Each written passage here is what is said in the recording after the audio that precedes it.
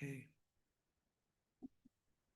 So Tatiana Miti, who is from David's lab, and she's going to tell us a bit more about our triple negative breast cancer niche.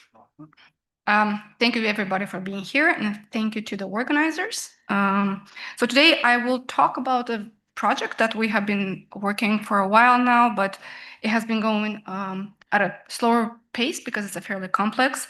So I'm going to present the first results we feel more or less confident about.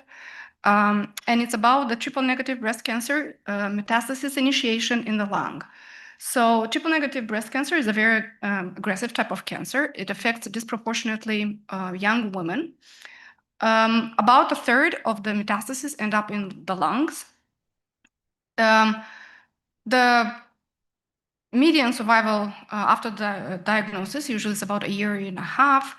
And what it's really or what is bad or as the challenge in the field now is that chemotherapy usually is the first and only line of therapy, and targeted therapies are used only if there is some secondary mutations along the line appear. So why is this a challenge? Is because recently our collaborators from Moffitt have discovered that there is a pathway, metabolic, it's not a metabolic, but it's a pathway that actually is stress-induced.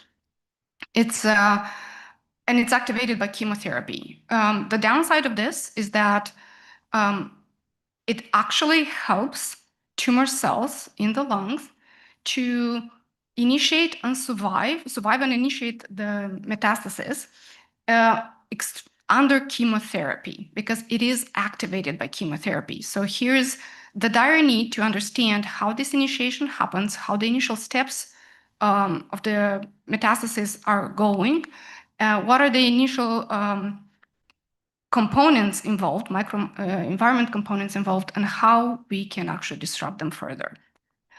So there have been two crucial pathways or feedback loops that have been studied or identified. Mainly one is with the fibroblasts, the resident fibroblasts, and the second is through the ECM, the activation of macrophages that then subsequently they activate endothelial cells, and combined those two effects enhance proliferation and decrease apoptosis, leading to a very big boom in the growth of the metastasis. So what is the challenge here? The challenge is that this metastasis, the overwhelming majority of the data is at a later time, right? It's when you can already detect it. You look for it, but it's already a fairly big metastasis. Even if you're injecting tail vein and you're looking for it, it's still, you can't detect it until later. So all of these interactions that I have been talking about and the pathway and the JNK pathway is established for a later time. So then the challenge is to go back and see how much can you extrapolate from what you have at later times back in time, and see how you can create this continuum of interacting microenvironment and tumor cells, so you can create the initiation and growth in the initial stages. So for this, because space is very important, we have, of course, done the minimum that we could in order not to overcomplicate.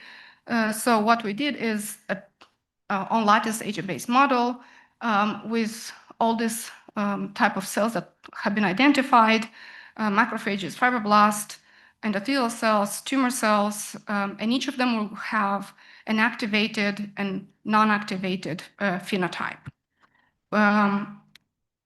If you actually look at what is going on under the hood, it's actually going on a lot, because each type of the cell has a variety of, they're modeled as agents in an agent-based model. So each of them agents have several actions that they can take. Those are derived from biology, and each of them has to have a probability of occurrence within a time step. And very few of these parameters actually are very concrete from experiments. The majority of them, what we have, it's an upper bound and a lower bound from experiments. So what we had to do is do extensive systematic parameter sweeps to identify or hone in into a set that would actually give us the results. So given that this is actually initiation, right? It's in a homeostatic, the metastasis initiates in a homeostatic tissue. The initial condition and initial configuration of the actual tissue matters. How you initiate the system will make a difference. So we went and we looked at the literature. We talked with our collaborators to make sure that the density and the interspace for the tumor cells and all the other microenvironment components in the lung are adequate, and they are representative of the actual tissue. The second thing that we have in terms of constraints is that we are converting everything from 3D, which is done in mice, into 2D. And we have, as I said, this is just a small representative set of data, but the advantage is that at that later time that I'm saying, at 3 weeks specifically, because macrometastasis here is identified already at 3 weeks, there's a wealth of data. There is spatial data, there's transcriptomics, there is RNA-seq, there is proteomics, there is a wealth of data. At 2 weeks or at 1 week, this is already less, and there's none in the beginning, as you can see. So one of the constraints was that we have upper boundaries for this. And what is actually the most striking effect or feature of the system is that in the beginning, the JNK positive cells are a mixture with the JNK negative cells. So the pathway is, because it's under chemotherapy, it's fairly activated. Then the chemotherapy is taken away and the metastasis just runs away. But the mixture, the spatial mixture between the activated and non-activated pathway tumor cells is a well mixed. As the system progresses, given that JNK positive is actually a stress-induced pathway, there's a segregation, spatial segregation between the activated and non-activated. So the JNK positive start forming a barrier between the tumor cells with the non-activated and the activated, because they are the ones that are more migratory. They're the ones that are able to thrive under stress conditions, and they are kind of cocoon the other tumor cells. So this has to be an emergent property in the system, and it will be based on the interactions of the tumor cells scanning their environment at each step. So after, as I said, as I mentioned, after a systematic sweep, we did hone into a set of parameters that gives us both the spatial distribution that is mostly representative. As we can see here, this is on the left, it's a actual sample. The JNK positive tumor cells are in brown, and on the left is a final representation of one of our ABMs. So just to run into results and say that we're somewhat happy with all of this is first that the first thing that we were trying to hone in and actually get a good quantitative correspondence with our experimental data. It was for the actual tumor cells, and there's a big variability in here, and you'll see a big variability at 21 days for most of the data, is because each point is actually an average of 10 simulations run at different space locations in the system, because you imagine that when you inject a mouse, you can't really control where it goes, right? So the data that you have, it does not just comes from different mice, it also comes from different location. And so the variability is big. In experimental data, it's also fairly big. So you can see that in the beginning, there is the advantage of being in lung is because there is a lot of space, right? So in the beginning, everything is nicely and exponential, which makes proliferation, death, and growth dynamics fairly easy to calibrate. So we do see this latent phase in the beginning, with, of course, the explosion characteristic to exponential in the later stages. So the next, what we wanted is to see the spatial rearrangement in the system. And as I mentioned before, in the beginning, it's a very well mixed system between Genki positive and Genki negative. But as time progresses, as you can see on the right here, there's a very good delineation of Genki positive and Genki negative. And moreover here, what's also emphasized is that also the Genki positive cells are the ones at the barrier and the ones that actually are in contact or are cross-talking with the fibroblasts or the environment. And we could reproduce that in our system as well. The next thing we went is to actually look at the macrophages and then the endothelial cells.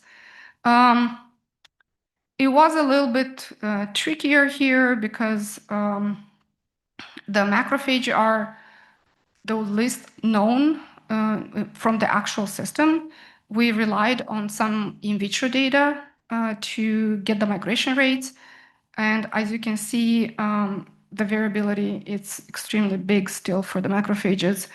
But that is the best we could do because we're trying to do the parameterization and the optimization for a set of parameters, a big set of parameters at the same time.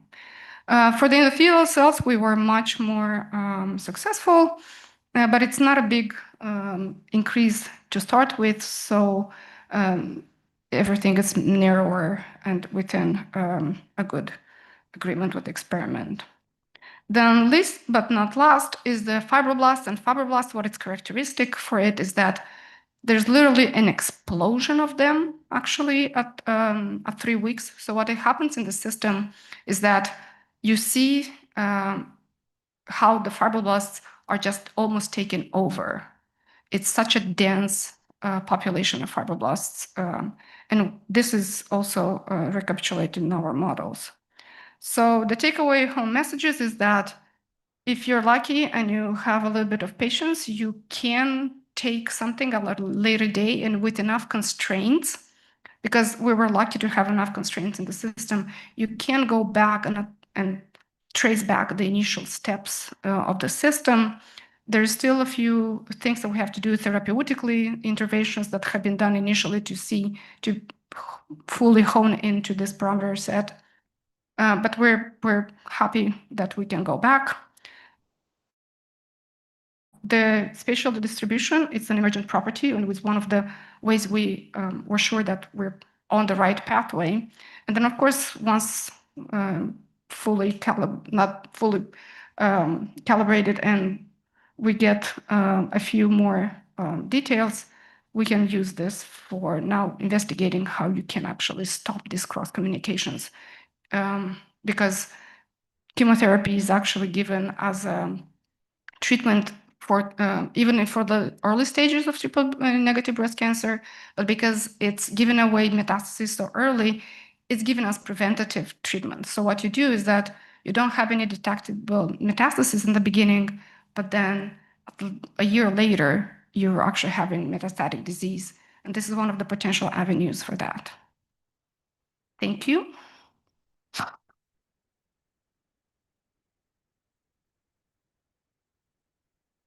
Great, couple of questions.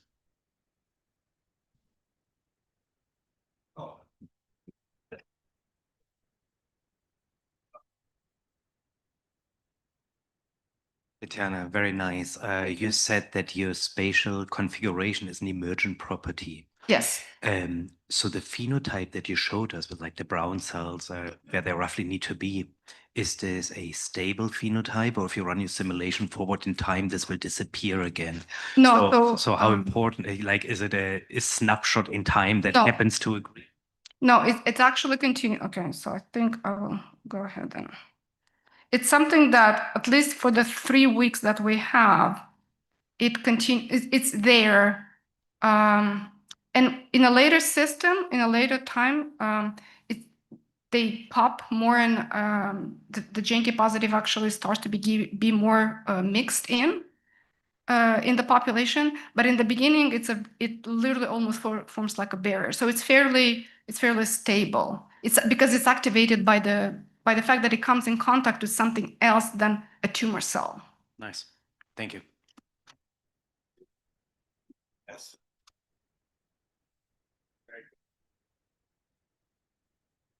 Okay, thanks, Tatiana, again.